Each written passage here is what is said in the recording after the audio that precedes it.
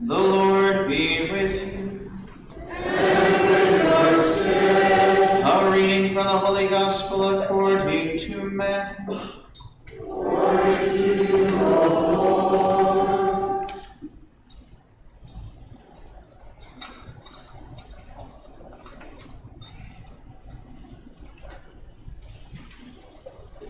When Jesus was born in Bethlehem of Judea in the days of King Herod, behold, Magi from the east arrived in Jerusalem, saying, "Where is the newborn King of the Jews? We saw his star at its rising, and have come to do him homage."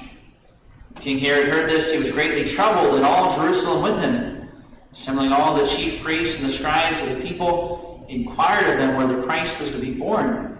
They said to him, "In Bethlehem of Judea, for thus it has been written through the prophet, and you, Bethlehem, land of Judah, are by no means least among the rulers of Judah. Since from you shall come a ruler who is to shepherd my people Israel." Then Herod called the Magi secretly and ascertained for them the time of the star's appearance. He sent them to Bethlehem and said, "Go and search diligently for the child. When you have found him, bring me word, that I too may go and do him homage." For their audience with the king, they set out. And behold, the star that they had seen at its rising preceded them, till it came and stopped over the place where the child was. They were overjoyed at seeing the star, and on entering the house, they saw the child with Mary his mother. They prostrated themselves and did him homage. Then they opened their treasures and offered him gifts of gold, frankincense, and myrrh. And having been warned in a dream not to return to Herod, they departed for their country by another way. The Gospel of the Lord. Praise to you, Lord Jesus Christ.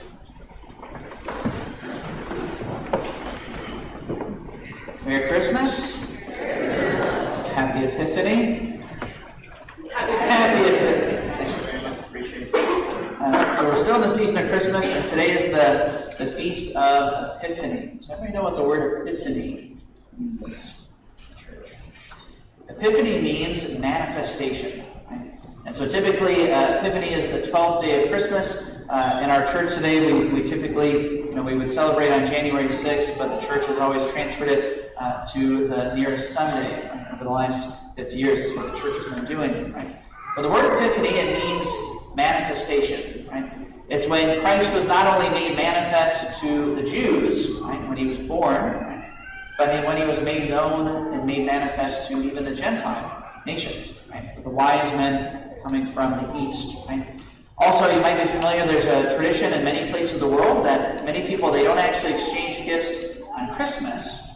They actually do it on Epiphany. Right? Christmas is just the beginning of the Christmas season. Right? And so maybe that's something you can consider doing sometime, is continuing to give gifts throughout the Christmas season, right?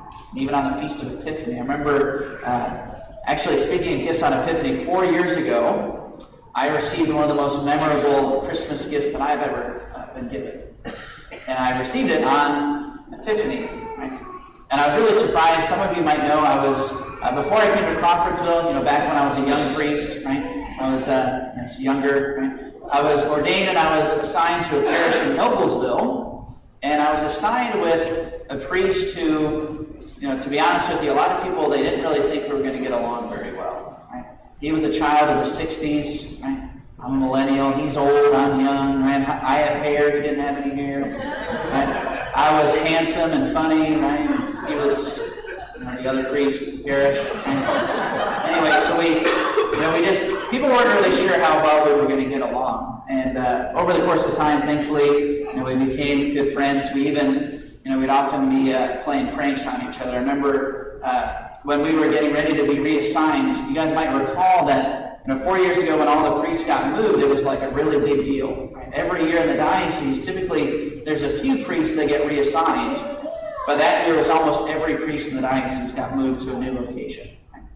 But all the priests, we were all sworn to secrecy, right, about being moved, right, and being reassigned. So for about 5 months leading up to the move, all the priests knew it was going to happen, but we weren't supposed to share anything.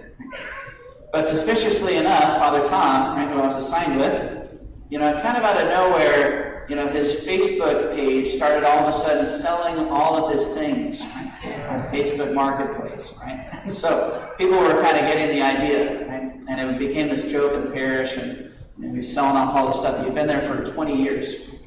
And so, as a prank one day, actually, I put a for sale sign on his car, just to fit in with the jokes, right? I thought you guys would think that was more funny. Because, I was pretty proud of the prank, okay? Telling you about it 4 years later. But anyway, so 4 years ago on the Feast of Epiphany, I remember that I actually got a package on the Feast of Epiphany. And sure enough, and I opened it up, and it was from Father Tom. And I thought, wow, man, he was really nice of him. Not only give me a present on Epiphany, but, giving gifts is not really the kind of person he was, right? And so I was thinking, man, he really misses me, I guess. I've been here in Crawfordsville for 4 months, and I opened up the present, and, it was beautifully wrapped. I unwrapped it, and there was a nice little box inside. I opened up the box, and then there was another wrapped box inside of that. Oh, man, he really took a lot of time in this. He really cares about me. And I opened up the gift, right? And it's one of the most memorable things I'd ever gotten. And I actually brought it with me this morning, so you guys can see what Father Tom got me. Let's see here if I can get it out. Now, I was so excited to get this, and I opened it up, and this is what it was. For all of you back in the bleacher seats, this is a portrait of Father Tom. So I'll never forget it, right? And so I posted this outside the bathroom in my office. Remember that gift? Anyways, a really memorable gift from Father Tom. So something you guys can remember, right? On the Feast of Epiphany, that in imitation of the wise men, we can still give gifts, right, to people. Right? Now, on this Feast of Epiphany, I have to be honest. This is one of my very favorite feasts of the church year, and it's a feast that maybe a lot of us, we're familiar with, but maybe there's some things about the feast that we don't understand very well. Right?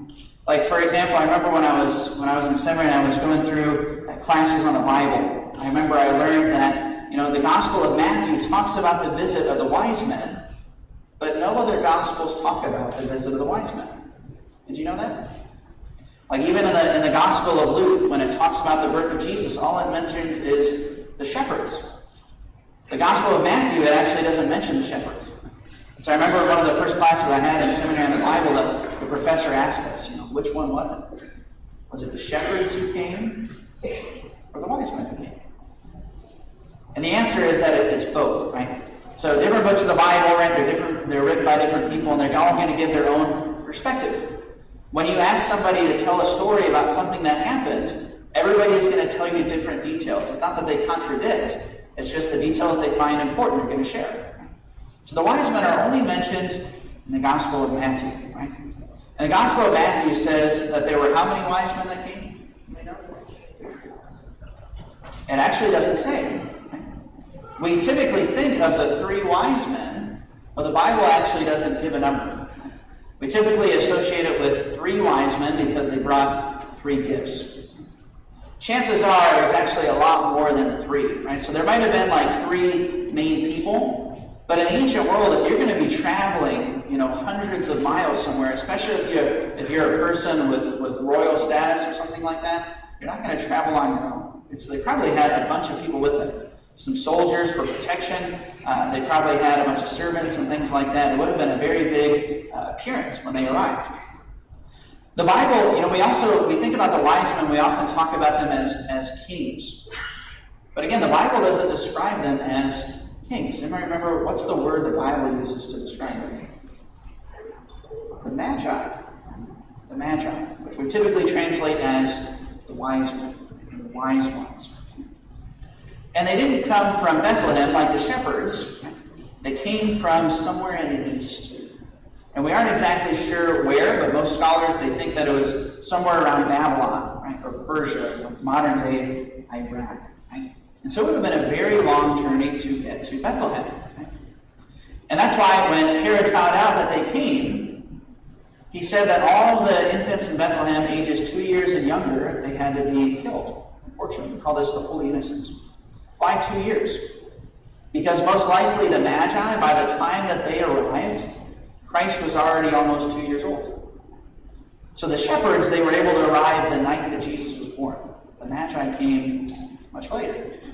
So no offense to all of our nativity scenes and everything, right? But the Magi didn't really show up to the manger. They showed up much later, either to a new house in Bethlehem, or possibly some scholars even think they would have gone all the way to Nazareth. We don't really know. The Bible doesn't say specifically. Right? And why did they know to come and see Jesus? We know that the shepherds saw an angel. The Magi, when they arrived, it says that they saw a star. And again, sometimes people wonder about that, right? Like, what exactly did they see? How many of you ever heard of the documentary, The Star of Bethlehem? The Star of Bethlehem. Right? Not many of you. Right? Highly recommend that you watch it. It's very interesting. And basically what the Star of Bethlehem documentary, it tries to go through like in our modern age, we have all sorts of technology with astronomy and things, and we can actually go back and we can see the night sky that the Magi would have seen in the years leading up to the birth of Jesus. So there's very interesting constellations that appeared that signified that there was going to be a very important event. And so you can watch that in your own free time. Some of the early Christians, they actually believed that it wasn't so much a star, a literal star, but it was actually that they saw an angel. Oftentimes people will relate angels to the stars. Like if you've ever seen the movie It's a Wonderful Life, right? The opening scene, right, when the angels are talking to each other, what are they? They're stars. In an ancient world, it was the same way. People would often relate them to one another. There might even be why on Christmas trees, sometimes you'll see Christmas trees with an angel, sometimes you'll see them with a star. And so it's possible that it might have been an angel that was leading the Magi. And how did the Magi know to be looking for a sign of the birth of Jesus? It's likely they would have known because the Magi are actually mentioned elsewhere in the Bible. They're mentioned in the book of Daniel. Remember Daniel in the lion's den, right? Daniel in the golden image, right? Daniel, it says, when he was taken off into Babylon, he was made chief of the Magi. Daniel himself had been a Magi. The Magi in the ancient world, typically they were seen as people who were, possibly magicians. They were people who could, interpret dreams and stuff like that. And Daniel, because of his amazing ability to interpret dreams and perform miracles, he was made chief of the Magi. That was in Babylon. Presumably the same place where these Magi who came to see Jesus, that's where they came from. And so they would have been familiar with the prophecies about the birth of the Messiah that was to come. It wasn't just the Jews that were familiar with the prophecies. The Emperor Nero, the Roman emperor, at one point in time, his court officials, they actually recommended him to move the capital of Rome, from Rome to Jerusalem. Because they said there's this expectation the Savior of the world is going to be born from there. So again, it's very, very interesting and fascinating things, right? A lot of mysteries behind who these wise men and these Magi were. And one thing I think that is a really beautiful thing for us to remember, right, from this Feast of Epiphany is that the wise men, they teach us something about our relationship with Christ and our relationship with God. When the Magi saw the star or the angel, right, whatever it was that they saw, they were hundreds of miles away. And they didn't think to themselves, wow, this is great news. And then they just went along and went about their lives. When they found out that God had become a man, that God had come, they left everything behind. And they went on a journey. When Christ comes into our lives, we can't just stay the same. We can't just stay where we've always been familiar with. We can't just stay where we're comfortable. We have to make a journey. do something for God. When the Magi arrived, right, to where Christ was, they didn't come asking for gifts. They didn't come asking for advice. Instead, they brought gifts. The worship of God is not about the things that we receive. It's about us in gratitude giving everything back to God. When people come to Mass, right, the whole goal isn't about, what we get out of Mass. It's about the fact that we're giving God everything back. Giving Him our time, our worship. The Magi who prostrated themselves before Him. So likewise at Mass, we don't just sit in our pew. We kneel, we stand, we adore. Even our bodies reflect worship.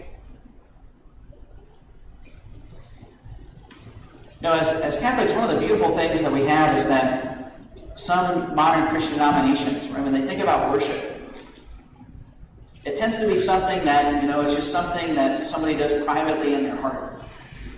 There are some churches out there, for example, where people don't even need to go to the church. They just live stream the message. As Catholics, we believe something very different. We have to make a pilgrimage to come and worship Christ every time we come to Mass.